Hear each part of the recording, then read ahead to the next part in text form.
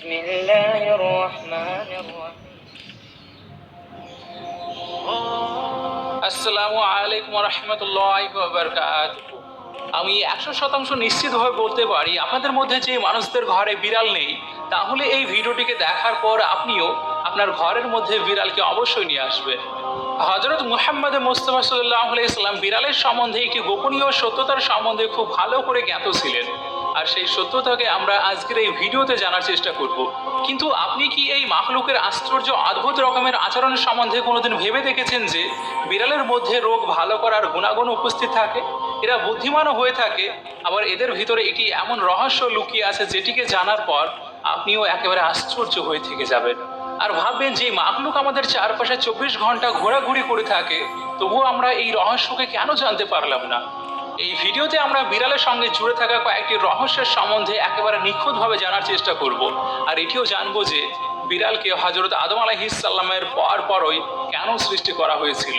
তো যদি আপনিও এই প্রশ্নগুলোর উত্তরকে জানার জন্য প্রস্তুত হয়ে থাকেন, তাহলে চলুন আমাদের সঙ্গে শেষ পর্যন্ত।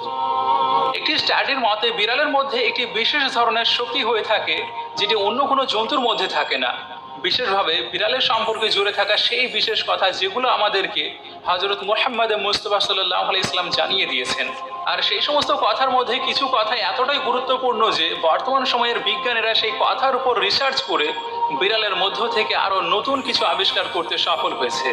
আজকের বর্তমান সময়ে আমাদের সামনে উঠে আসা এই তথ্য, যেগুলোকে আজ থেকে 1400 বছর আগে রাসূলুল্লাহ সাল্লাল্লাহু আলাইহি সাল্লাম খুব সুন্দরভাবে জানিয়ে দিয়েছিলেন, আর আজ সেগুলিকে বিজ্ঞান সত্য বলে প্রমাণিত করছে বিভিন্ন নতুন নতুন টেকনোলজির মাধ্যমে। ইসলামিক রেওয়ায়েতের মতে হযরত আদম আলাইহিস সালামের পর আল্লাহ রাব্বুল আলামিন সর্বপ্রথম দুই জন্তুকে সৃষ্টি করেছিলেন, আর তাদের মধ্যে এক ছিল সাপ আর দ্বিতীয় ছিল বিড়াল। আর এই বিড়ালের মধ্যে আল্লাহ রাব্বুল আলামিন কিছু বিশেষ গোপনীয় গুণাগুণ রেখে দিয়েছেন, যেই কারণে একজন মানুষ এর কাছ থেকে অনেক বেশি পরিমাণে লাভ উঠাতে পারে। বিজ্ঞানসম্মতভাবে ঘরে বিড়াল পালন করা খুবই লাভদায়ক একটি কাজ, আর সেটি হলো বিড়াল মানুষের গন্ধকে খুবই পছন্দ করে থাকে, আর মানুষও তাকে পছন্দ করে। বিশেষজ্ঞদের মতে আল্লাহ রাব্বুল আলামিন বিড়ালের নিঃশ্বাসে ডিপ্রেশন রোগীদের চিকিৎসা লুকিয়ে রেখেছেন, কেননা এদের লোমে সালমোনেলা নামের এক প্রকার বিশেষ ধরনের ব্যাকটেরিয়া পাওয়া যায়, আর যা মানুষের শরীরের ডিপ্রেশনকে কম করতে সাহায্য করে। এছাড়াও বিড়ালের সম্বন্ধে জুড়ে থাকা আরো আশ্চর্য কথাগুলোকে আমরা এর পরে জানতে চলেছি, কিন্তু তার আগে আমরা এটি জানার চেষ্টা করব হযরত মুহাম্মদ মুস্তাফা সাল্লাল্লাহু আলাইহি সাল্লাম বিড়ালের সম্বন্ধে কি জানিয়েছেন। কয়েকটি তারিখের কিতাবে একটি বিড়ালের উল্লেখ করা হয়ে থাকে, আর যার নাম ছিল ময়জা। কিছু ইসলামিক স্কলারদের মত অনুসারে ময়জা হযরত মুহাম্মদ মুস্তাফা সাল্লাল্লাহু আলাইহি সাল্লামের সবচেয়ে পছন্দের বিড়াল ছিল। কোনো এক সময়ে হযরত মুহাম্মদ মুস্তাফা সাল্লাল্লাহু আলাইহি সাল্লাম নিজের সৈন্যবাহিনীর সঙ্গে কোনো একটি ময়দানে যাচ্ছিলেন, আর তখন হঠাৎ করে আপনার সামনে একটি বিড়াল চলে আসে, আর যেটি গর্ভবতী ছিল। সেই জন্য আপনি সাল্লাল্লাহু আলাইহি সাল্লাম সেই সময় নিজের সমস্ত সৈন্যবাহিনীর মুখে দ্বিতীয় রাস্তার দিকে ফিরিয়ে নিলেন, যাতে করে সেই বিড়ালটির কোনো সমস্যা না হয়। আর একজন সাহাবীকে সেই বিড়ালটির দেখাশোনার জন্য রেখে গেলেন, আর আদেশ করলেন যে এই বিড়ালটি যতক্ষণ পর্যন্ত কোনো বাচ্চার জন্ম না দিতে পারছে, ততক্ষণ পর্যন্ত যেন সে তার সঙ্গেই থাকে। যখন রাসূলুল্লাহ সাল্লাল্লাহু আলাইহি সাল্লাম সেই কাজ থেকে পুনরায় ফিরে আসলেন, তখন রাস্তাতে সর্বপ্রথম তিনি সেই জায়গায় পৌঁছালেন, আর তারপর সেই বিড়ালকে উঠালেন এবং নিজের সাথে করে নিয়ে গেলেন। আর পরে সেই বিড়ালটির নামই আপনি ময়জা রেখেছিলেন, আর যে সম্পূর্ণ জীবন রাসূলুল্লাহ সাল্লাল্লাহু আলাইহি সাল্লামের সঙ্গে ছিল। একবার রাসূলুল্লাহ সাল্লাল্লাহু আলাইহি সাল্লাম ফজরের আযান শুনে নামাজের জন্য উঠলেন, আর নামাজের জন্য প্রস্তুতি নিতে শুরু করলেন। তারপর যখন নামাজ পড়ার জন্য আসলেন, তখন দেখতে পেলেন আপনার মুসাল্লাতে সেই বিড়ালটি খুব আরাম করে শুয়ে আছে। তখন রাসূল সাল্লাল্লাহু আলাইহি সাল্লাম একটি কাঁচি নিলেন, আর সেই মুসাল্লা থেকে সেই অংশটিকে কেটে ফেললেন যেখানে সেই বিড়ালটি শুয়েছিল, যাতে করে সেই বিড়ালটির ঘুম না ভেঙে যায়। হাদিসে মুবারাকাতে এই ময়জা নামের বিড়ালটির কোনো উল্লেখই পাওয়া যায়নি, কিন্তু অনেক তারিখের কিতাবে এর উল্লেখ খুব বেশি পরিমাণে পাওয়া গিয়েছে। একটি হাদিস পাকের রেওয়ায়েত অনুসারে হযরত মুহাম্মদ সাল্লাল্লাহু আলাইহি সাল্লাম বিড়ালের উপরে জুলুম, অত্যাচার করা এবং হত্যা করার ব্যাপারে মানা করেছেন। একদিন হযরত আবু হুরায়রা রাদিয়াল্লাহু তাআলা আনহু কোথাও যাচ্ছিলেন, তখন আপনি রাদিয়াল্লাহু তাআলা আনহু দেখলেন একটি বিড়াল গরমের তাপের জন্য দেওয়ালের সঙ্গে চিপকে লেগে আছে। তখন তিনি তাকে গরমের হাত থেকে বাঁচানোর জন্য নিজের বিছানার তলাতে লুকিয়ে রাখলেন। তারপর তিনি রাসূলুল্লাহ সাল্লাল্লাহু আলাইহি সাল্লামকে জানালেন যে কেন তিনি এমনটি করেছিলেন। তখন হযরত মুহাম্মদ সাল্লাল্লাহু আলাইহি সাল্লাম বললেন, একটি মহিলাকে শুধুমাত্র এই জন্য জাহান্নাম থেকে বাঁচিয়ে নেওয়া হয়েছিল কেননা তিনি পিপাসিত বিড়ালকে পানি পান করিয়েছিলেন। সাইয়েদানা আব্দুল্লাহ বিন ওমর রাদিয়াল্লাহু তাআলা আনহু থেকে একটি রিওয়ায়াত এসেছে, তিনি জানিয়েছেন রাসূলুল্লাহ সাল্লাল্লাহু আলাইহি ওয়াসাল্লাম ইরশাদ করেছেন, একজন মহিলাকে একটি বিড়ালের জন্যই আযাব দেওয়া হয়েছিল, কেননা সে সেই বিড়ালকে বন্দি বানিয়ে রেখেছিল এতদূর পর্যন্ত যে সে মারাও গিয়েছিল, আর সে সেই বিড়ালের কারণে জাহান্নামেও গিয়েছিল।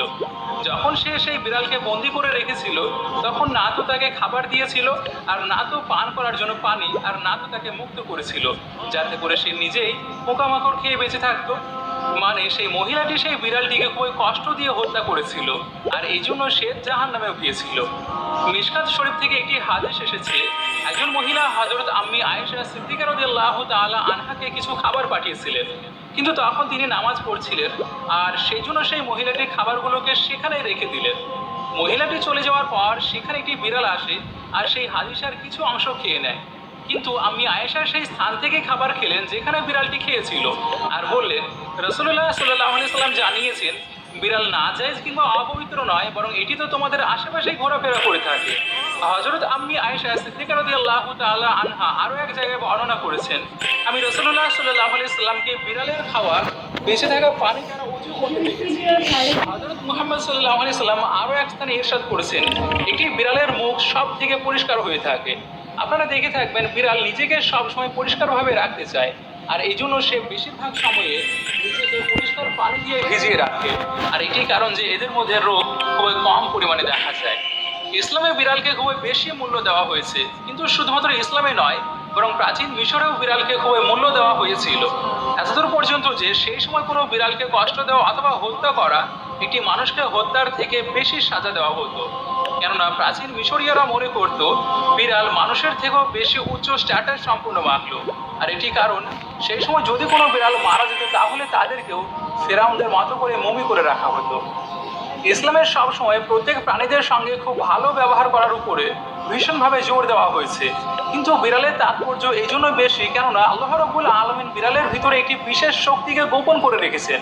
একটি রেওয়ায়তের মতে একবার হযরত আবু বকর সিদ্দিক রাদিয়াল্লাহু তাআলা আনহুর সম্পূর্ণ শরীরে ভীষণ ব্যথা মনে হচ্ছিল, আর তিনি ঠিকঠাকভাবে খাড়া হয়ে দাঁড়াতে পারছিলেন না, আর সমস্যা এতটা বেশি হয়ে গিয়েছিল যে আপনি রাদিয়াল্লাহু তাআলা আনহু নামাজ পড়তেও সমস্যায় পড়ছিলেন, এতদূর পর্যন্ত যে আবু বকর সিদ্দিক রাদিয়াল্লাহু তাআলা আনহু একটি বিড়ালের বাচ্চার প্রাণ বাঁচালেন, আর এটি সেই সময় যখন কিছু অন্য ভয়ঙ্কর জন্তুরা তাকে মারার জন্য চেষ্টা করছিল।